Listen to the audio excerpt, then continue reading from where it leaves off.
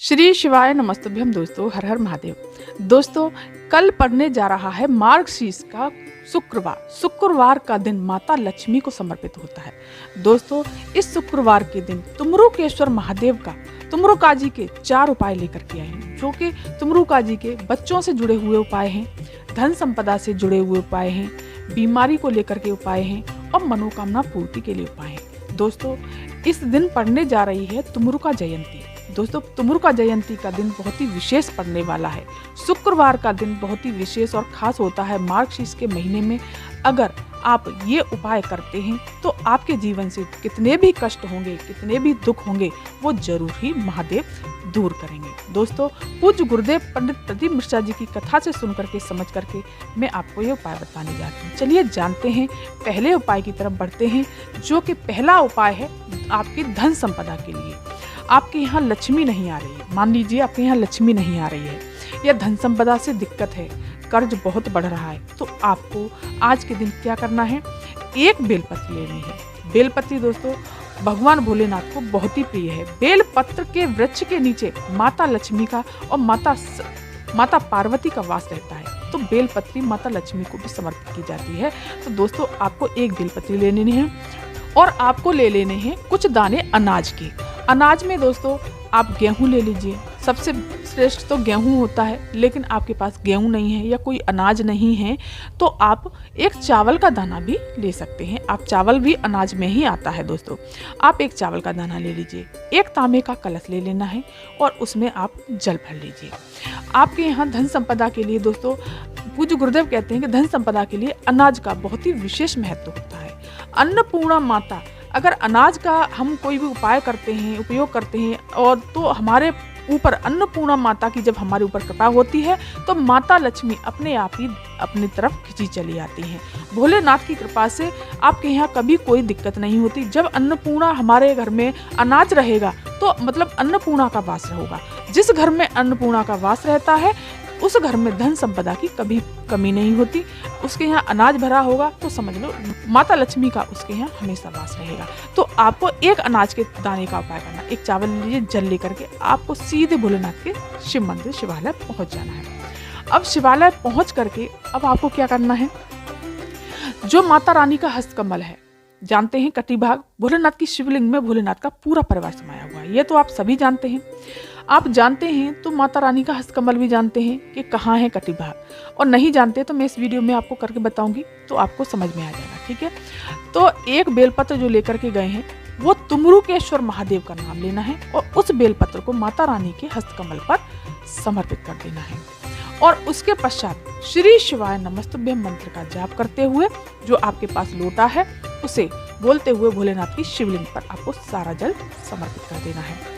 अब आपके पास बचेगा एक चावल का दाना, या फिर आप ये कहिए कि आपके पास गेहूं है तो एक गेहूं का दाना।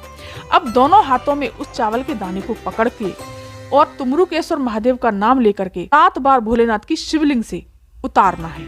उतार करके भोलेनाथ की शिवलिंग से और तुमरुकेश्वर महादेव का नाम लेकर के और फिर उस शिवलिंग पर आपको वो चावल का दाना समर्पित कर देना है अपनी कामना को कहते हुए। निश्चित ही यकीन मानिए दोस्तों, इस उपाय को करने से माता लक्ष्मी का आपके घर में वास तो होता ही होता है और माता अन्नपूर्णा भी आपके घर में हमेशा हमेशा के लिए वास करती है। तुमरुकेश्वर बाबा तुमरुका जी का नाम लेकर के ये उपाय करते हैं तो आपके जीवन में कभी भी धन संपदा लक्ष्मी की कमी नहीं होगी। कर्ज जैसा भी होगा वो भी चुक जाएगा। अब चलिए दोस्तों जानते हैं दूसरा उपाय। दूसरा उपाय है दोस्तों रोग बीमारी के लिए। अगर आपके घर में बहुत ज्यादा रोग हो गया है, बहुत ज्यादा दिक्कतें जा रही हैं, रोग को लेकर के कोई ना कोई बीमार पड़ा ही रहता है, तो आपको क्या करना है, 7 लेने हैं आपको गुड़ की डेली। 7 गुड़ की डेली लेनी है। गुड़ का मतलब एक टुकड़ा ले लीजिए, छोटे छोटे टुकड़े आपको गुड़ के कर लेने हैं 7। ठीक है, अब आपको एक लोटा तांबे के कलश में जल भर लेना है, उसमें थोड़ा सा गंगा जल डाल लीजिए और इसे लेकर के भोलेनाथ के शिव मंदिर शिवालय पहुंच जाना है। अब पहुंच करके आपको क्या करना है, सबसे पहले वो जल समर्पित कर देना है तुमरुकेश्वर महादेव के नाम से, और आपको फिर क्या करना है, वो 7 डेली जो आपने ली हैं गुड़ की अपने हाथ में लेकर के भोलेनाथ की शिवलिंग पर 7 बार उस व्यक्ति का नाम और गोत्र बोलना है जो व्यक्ति बीमार है। नाम बोल करके 7 बार घुमा करके तुमरुका जी का नाम लेकर, जब गुड़ की डेली हम भोलेनाथ की शिवलिंग से घुमाएंगे तो आपको बोलना है कल्याणेश्वर महादेव का नाम। कौन से महादेव का नाम बोलना है दोस्तों? कल्याणेश्वर महादेव का नाम। और वो डेली आपको अपने घर लेकर के आनी है। घर ले आए, अब उन डेलियों को 7 डेली है ना, एक एक करके उस व्यक्ति को सुबह खाली पेट एक एक करके देते जाइए। लेकिन तब आपको लेना है तुमरुका जी का नाम, तुमरुकेश्वर महादेव का नाम लेकर के वो एक एक गुड़ की डेली उस व्यक्ति को, जो बीमार व्यक्ति है, उसको दे देनी है। दोस्तों कैसा भी रोग होगा, कैसी भी दिक्कतें होंगी, वो सब समाप्त होती चली जाएंगी। दोस्तों ये शुक्रवार के दिन का उपाय है, आप इन उपायों को जरूर करिएगा। अब चलिए जानते हैं दोस्तों तीसरा उपाय। तीसरा उपाय है कि अगर आपको किसी को वश में करना है और वो व्यक्ति आपकी बात ही नहीं सुनता, तो आपको, इसलिए वो व्यक्ति आपकी बात ही नहीं सुनता और वो गलत रास्ते पर जा रहा है, कोई भी बात आपकी मानता ही नहीं है, लड़ाइयाँ झगड़े हो रहे हैं, बच्चे चिड़चिड़ करते हैं, कोई भी ऐसी कामना हो सकती है, तो उसके लिए बहुत ही सुंदर सा उपाय है। लेकिन दोस्तों वीडियो पर आगे बढ़ने से पहले अगर मेरे चैनल पर आप नए आए हैं, मेरी आवाज़ को पहली बार सुन रहे हैं, तो मेरे चैनल को सब्सक्राइब कर दीजिए, वीडियो को लाइक कर दीजिए और कमेंट में श्री शिवानवती मम्मा या हर हर महादेव जरूर लिखिएगा। चलिए जानते हैं। इसके लिए आपको क्या करना है, एक रुद्राक्ष ले लेना है। रुद्राक्ष दोस्तों कितने भी मुखी हो, लेकिन पूज्य गुरुदेव कहते हैं कि 9 मुखी रुद्राक्ष हो तो बहुत ही अच्छा है। आपके पति आपकी बात नहीं सुनते हैं, उनको आपको वश में करना है, या आपकी पत्नी आपकी बात नहीं सुनती है, उनको आपको वश में करना है, तो उसके लिए आपको ये उपाय जरूर करना है। अब आपको क्या करना है, एक 9 मुखी रुद्राक्ष ले लीजिए, या कितने भी मुखी आपके पास रुद्राक्ष हो, लेकिन रुद्राक्ष अच्छी असली होना चाहिए। वो रुद्राक्ष ले लिया और एक तांबे का कलश लेना है, उसमें जल भर लेना है। दोस्तों अपनी रसोई से, अपने परिंदे से ही जल भरिएगा। उस रुद्राक्ष को श्री शिवाय नमस्तुभ्यम मंत्र का जाप करते हुए उस कलश के अंदर डाल दीजिए। डाल दिया। अब आपको लेनी है एक बेलपत्री, प्यारी सी सुंदर सी बेलपत्री ले लीजिए। बेलपत्री दोस्तों खंडित नहीं होनी चाहिए। इसे लेकर के आपको सीधे भोलेनाथ के शिव मंदिर शिवालय पहुंच जाना है।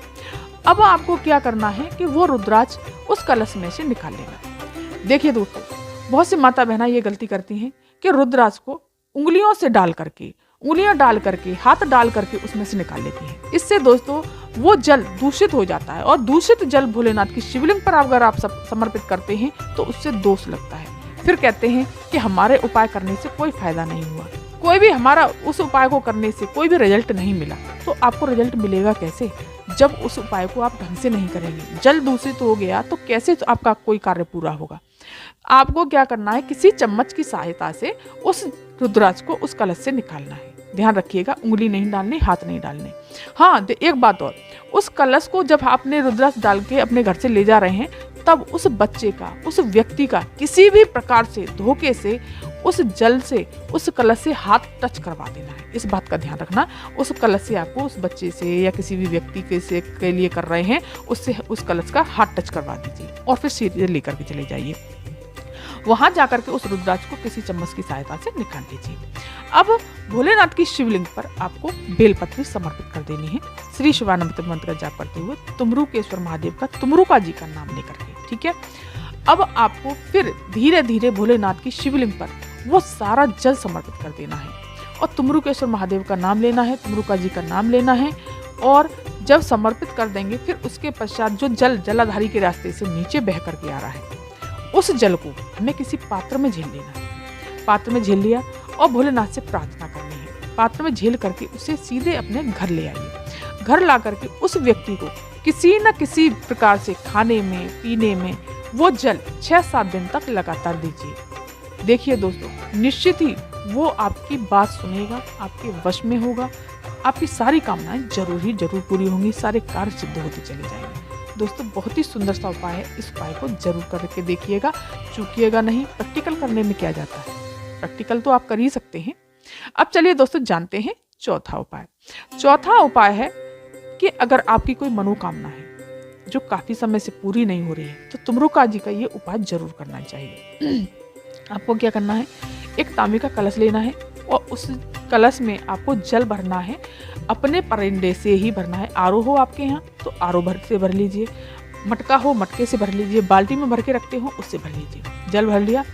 अब आपको सीधे भोलेनाथ के शिव मंदिर शिवालय पहुंचना है और उत्तर दिशा की तरफ मुख करके खड़े होकर के 7 बार जल समर्पित करना है। कितनी बार करना है दोस्तों? 7 बार।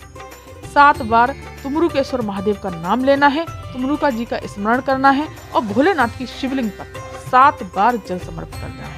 7 बार जल समर्पित करने के पश्चात आपको सीधे घर चले आना। दोस्तों कैसी भी कामना होगी आपकी, देखो कामना तो किसी भी प्रकार की हो सकती है, ये तो सभी जानते हैं। तो कोई भी कामना होगी वो जरूर ही तुमरुका जी जरूर पूरी करेंगे। आपके सारे कार्य बनते चले आएंगे।